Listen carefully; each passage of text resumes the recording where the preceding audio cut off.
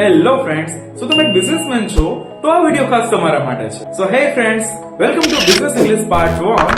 આજે આપણે જોશું થોડા બેઝિક ગુજરાતી વાક્યો કે જેને તમે ઇંગ્લિશમાં બોલી શકો છો અને તમારા ક્લાયન્ટ સામે એક સરસ મજાની ઇમ્પ્રેશન ક્રિએટ કરી શકો છો. So dear businessman, are you ready for it? Let's learn. First, નમસ્કાર, મારું નામ છે Milan Patel. Hello, I am Milan Patel.